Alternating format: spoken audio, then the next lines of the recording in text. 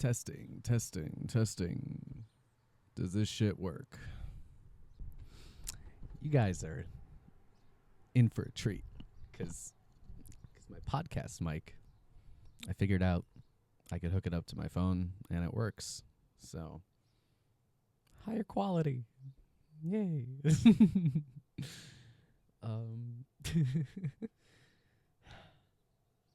I got a story for y'all.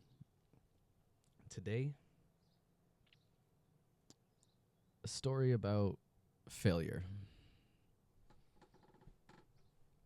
A story about what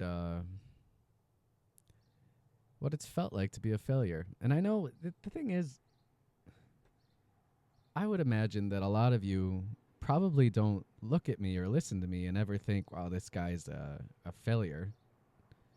But I have felt like a massive failure the last couple of years. I really do. I really have. But I'm making a shift today, and that's what this is about. You know, I started going through a spiritual awakening about 4 years ago, as when my heart just bloomed open, and I went from having no remembrance of God, self, reality, quantum reality, consciousness, energy, nothing. I just thought I was a physical being in a physical world. This was my only life. I didn't know what to believe in. And then I had a massive heart awakening and remembered oneness. And that was how my awakening started. And I've come to realize that not everyone's begins that way, but that's how mine did. and it was beautiful. All right. So, and I was like 350 pounds still at the time. I was still struggling with alcohol. I was still using pain pills to get by. I was still on antidepressants. I was in a state that was just a lot of pain, a lot of anxiety, a lot of depression. And then I had this big awakening, right? And then I started to dive into consciousness and energy and spirituality and esoteric studies and everything, you know. And I had a Christian background, so I already had some understanding of love and God and faith and all of that, but I didn't have the esoteric wisdom, and I didn't have the relationship with the feminine, with the mother. And so a lot has had to be learned in these past years.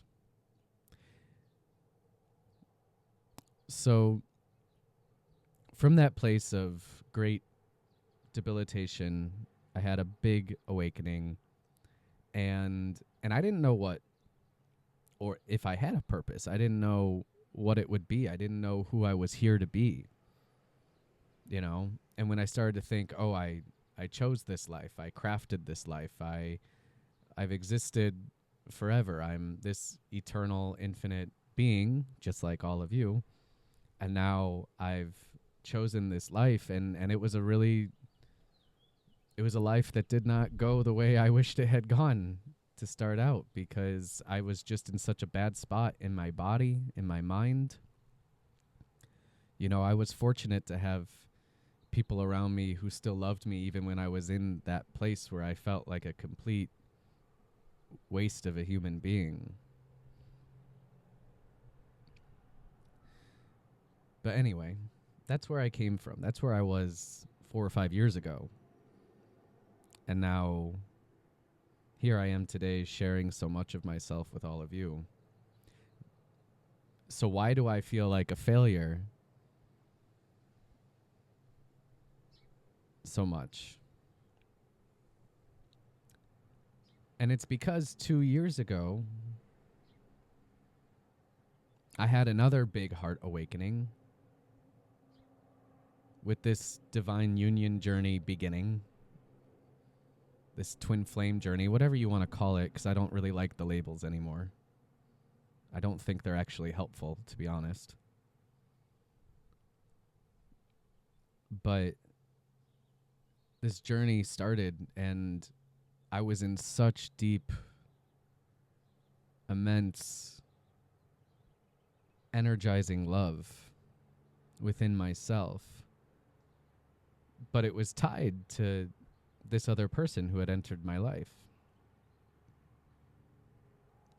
And for the last 2 years, I've been trying to figure out how to manifest this relationship. I've been trying to figure out who the fuck do I have to be for this woman to come into my life and love me and be in my life. And that was probably not the right mindset from the beginning. But when you're listening to all these crackhead twin flame people, they don't know what the hell they're doing. Otherwise, they would be in union and they would be happy. But instead, they're all complaining about why their twin flame journeys are such shit. And I'm like, maybe it's because we haven't learned how to love ourselves. Maybe it's because we haven't learned how to be ourselves yet. You know?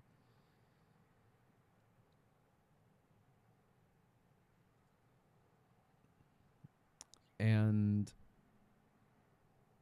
I'm not going to say that we don't need other people or a partner or anything like that, because I think that's not necessarily true as well. I think that we need connection, right? We need connection in our life.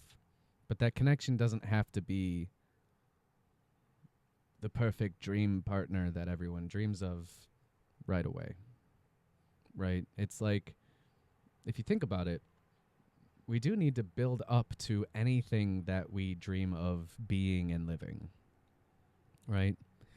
How are you going to have this dream partnership if you struggle to have friends?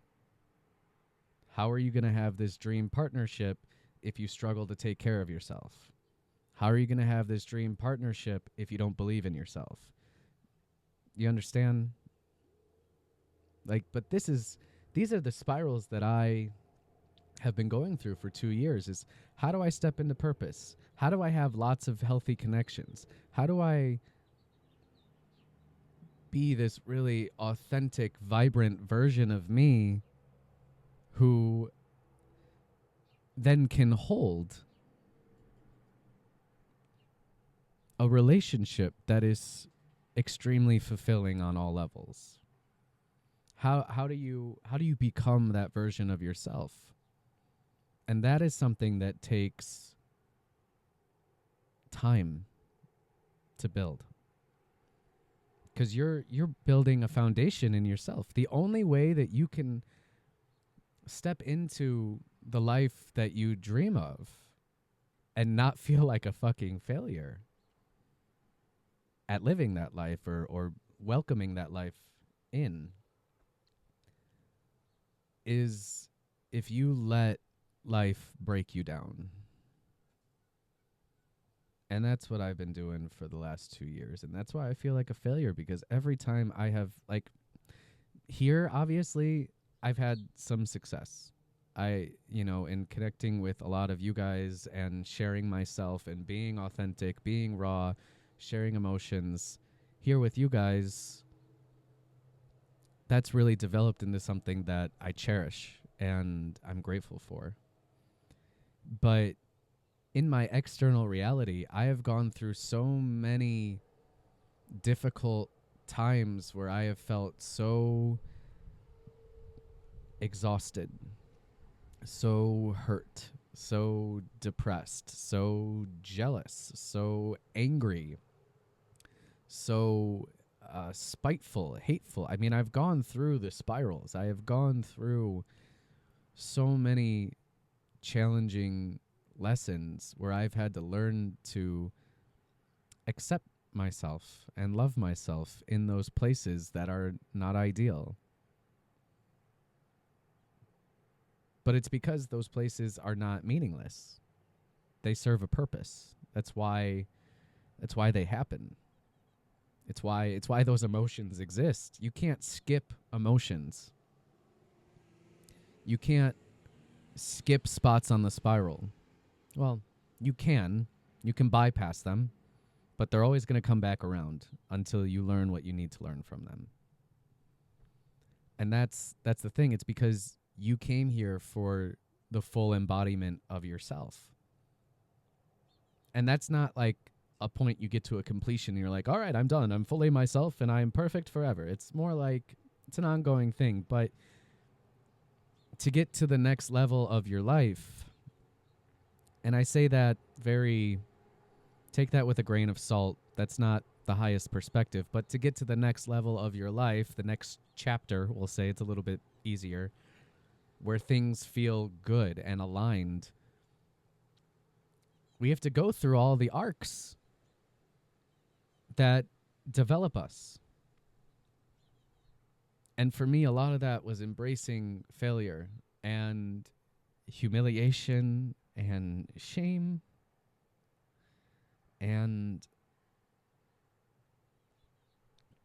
just feeling like no matter what I do, the things that I wish would happen don't.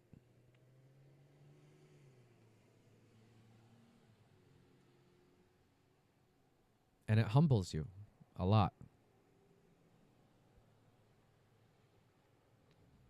It humbles you, and then it builds you up again. And then it humbles you, and then it builds you up again. And then it humbles you, and then it builds you up again. To realize that as confident as you might be, as much as you might see people out there who are so confident in their divineness and their arrogance and things like that, at the same time, understand all these people are being humbled whether they accept it or not, because nobody's above another, right?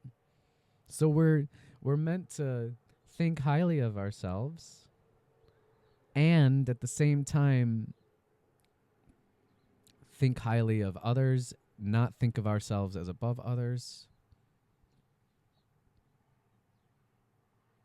Oh, the tree across the way looks so green today. I love that. Very, very green. The ayahuasca I did a little over a week ago has everything looking more colorful. It's nice. Anyway.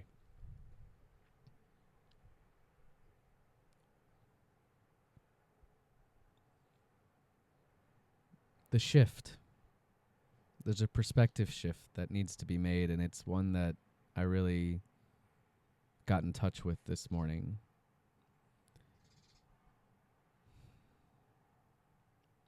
When you can step back and stop looking at everything as just failure because it didn't go the way I thought it was, or success because it went the way I thought it would, or whatever. It's like, instead of looking at all these things as failures and successes, instead realize that everything that's happening on your journey to being in a state where you feel fulfilled and are enjoying the life you're living, everything is preparation. Everything is molding you into the version of you that you know exists. Because every version of you exists, including the very happy, the very fulfilled, the very courageous, the very loving and powerful and humble and enjoyable versions of you. The versions of you that are not held back by the past or weighed down by the past. The versions of you that don't judge yourself harshly when you do make mistakes or when you do get triggered or whatever. Like, none of that matters, you know? It's okay to get triggered. It's okay to have parts of you that still get defensive. It's okay to experience all of that. It's okay to experience everything. The question is, do you sit and overanalyze it forever, or do you eventually just accept it's not that big of a deal? It's not a big deal if someone doesn't like you. It's not a big deal if someone gets upset with you. It's not a big deal. because it's their feelings, it's their stuff. Just the same way with you. Like when you get upset at someone or you judge someone, is it actually a big deal? Only if you make it a big deal, right? If it's taken up so much of my energy and time because I'm so fixated on the thing that happened instead of just letting it be a thing that happened and letting it go, you know, it's like there's only so much you can learn from it, right? At a certain point, the lesson is stop making every moment such a big deal that you can't be here in this moment. Damn, that's really good stuff. I really am teaching myself right now. I feel that way.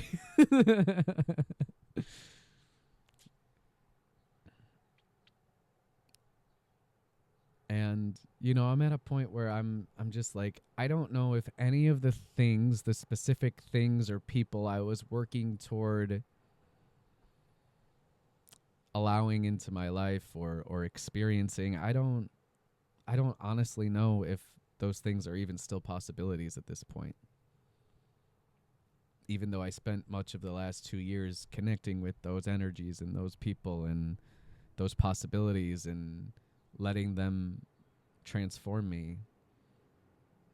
But at a certain point, I was too fixated on specific outcomes, and it became so much pressure. And I kept questioning myself, like, why am I not enough yet? Why am I not enough yet? Why am I not enough yet? And the truth is, that was always the wound. I was always abandoning myself to try and be something for someone else. I was abandoning myself to try and become this perfect magnet for manifestation. I was abandoning myself to try and be a version of me who I thought I had to be. And it depleted me, and it left me exhausted and miserable and resentful. It was like people-pleasing to the max type of energy. And that is not an energy you want to live from, because that is an energy of depletion. And I think that's what my Aya journey taught me the most, has been teaching me the most, is it's been getting me to let go of everything and see everything from a new perspective.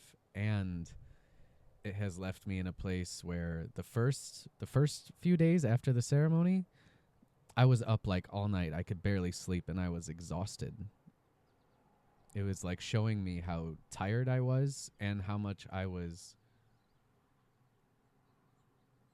overdoing certain things.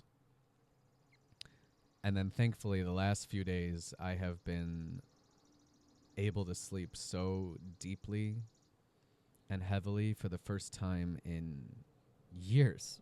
Honestly, like this is the best I've slept, the most I've slept the last few days in a long time. And I'm grateful for it. 'Cause this rest, you can't live the life of your dreams without rest. You just can't. It's not realistic. 'Cause you're still human, and you're meant to be human. You came here to be human. You came here to steward this energy well. You've been given your energy, and it's not like it's a limited energy, but it's an energy that ebbs and flows. It depletes and refills, right? You'll always get more energy. You'll always receive your energy back, but when you expend energy, you have to rest and recover. And then you expend energy, and then you have to rest and recover. That's how it works, right? So, to me, there's a couple of like yellow canaries on that tree in front of me. They're so tiny. They're cute. I have not seen, I don't know if they're canaries, but I haven't seen just like yellow birds in this area until the last year. I never saw yellow birds here before. All I saw were like blue jays, cardinals, and robins, and like crows and ravens and shit. But now these guys are here and they're pretty cool. Anyway,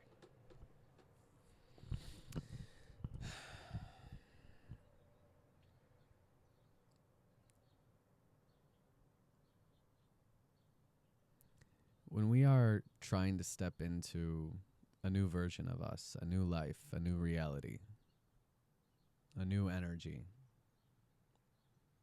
new relationships, new passions, new whatever.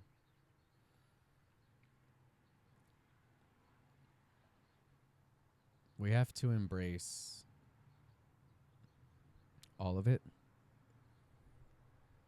and we have to allow ourselves to fail again and again and again and again and again and again and again and again. And if you don't take that on as your identity and you keep moving through it, you will move through it. And you will get to a new perspective. You will get to another side. And now I just wrote down on this piece of paper, like, no more living in regret. The last 2 years have been preparing me for right now. The truth is, I was not anywhere near ready to live that life 2 years ago. I wasn't even ready to try. So many parts of me were scared. So many parts of me were immature. So many parts of me were just undeveloped, not ready.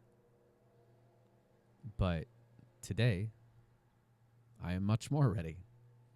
I have been prepared. I have allowed myself to go through it all. And even though there have been times where I've needed to let go of everything, where I've needed to surrender fully, where I've needed to, in many ways, give up just to move forward and try again.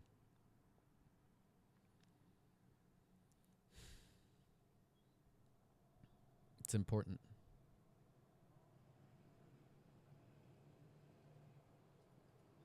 It's important to keep going.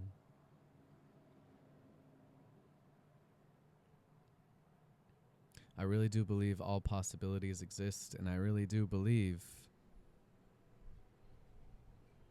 that when you choose a path and you stick to it, it's inevitable. Even when the path makes no sense, even when you feel like you're letting go of the path, it brings you back when you're ready. That's how I feel. That's how I have felt.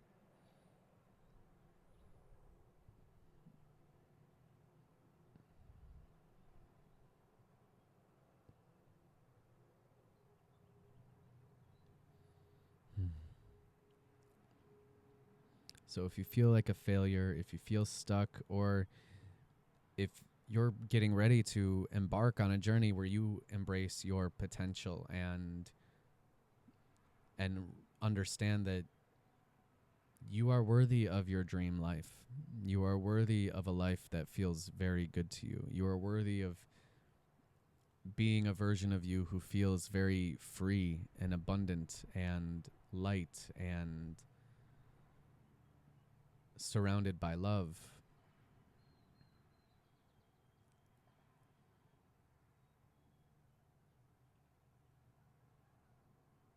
Get ready to embrace the discomfort. Get ready to embrace the full spectrum of what it takes to embody what is required to live that life. Because that is what you want.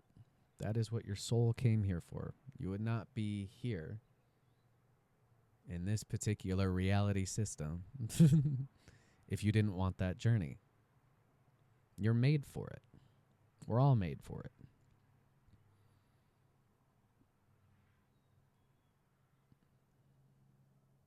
But don't hold on to each experience with a label. Let yourself feel the fullness of it. I can't tell you how many times I've just dove into the feeling of I am a failure, or I am a disappointment, I am a letdown, I am someone who has talked a big game and not followed through because my body, my emotions, my energy, my inner child, my whoever, whatever, hasn't been ready.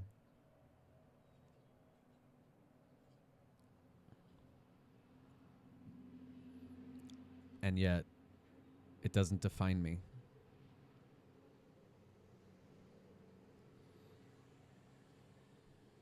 Because I keep going. Because the journey's not over. Because the story is never defined by one moment or even one long period of your life. The story's never determined. It's unfolding, it's ongoing. Even when you think it's done, it's ongoing. You don't know what's next. And sometimes when you don't know what's next, that's a good place to be. Because finally you can rest and relax and not feel the pressure of what was keeping you up at night before.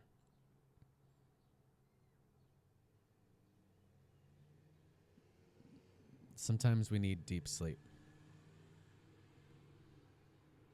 Sometimes we need deep rest.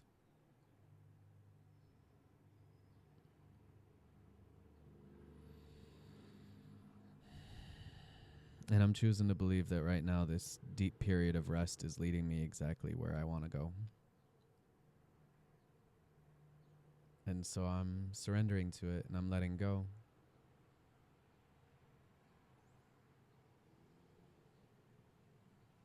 And when I wake up in a few days or a week from now or a couple weeks from now, and I've got all this energy and new ideas and everything, and I'm ready to do something different that I've never done before, perhaps, I'll have known it was worth it. To give it all up, to let it all go, and to trust that what's real never really goes away.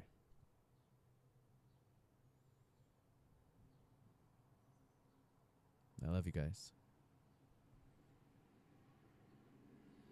If you're looking for one-to-one guidance and help and reflection to help you through whatever you're going through, to help you find clarity and balance and peace in yourself again,